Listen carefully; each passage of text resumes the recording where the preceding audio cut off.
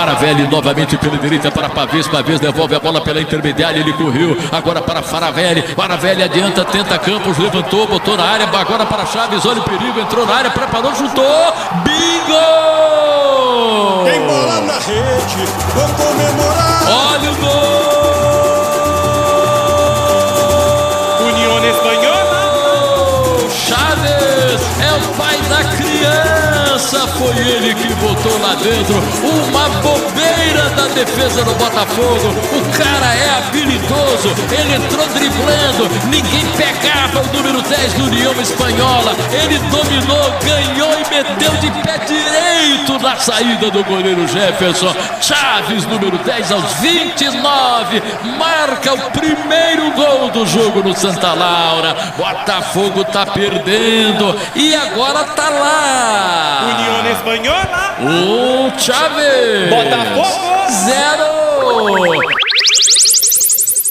Volta, bota na direita, bola cruzada na grande área, olha o perigo, bola testada, Ferreira!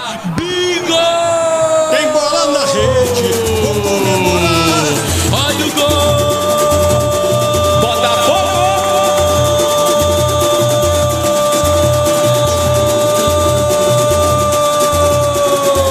Ferreira é o pai da criança, foi ele que botou lá dentro. Eu vi, é tanque Ferreira, a bola veio da ponta direita, o Henrique cruzou, Ferreira tava lá, é tanque de cabeça aos 41 para empatar o jogo.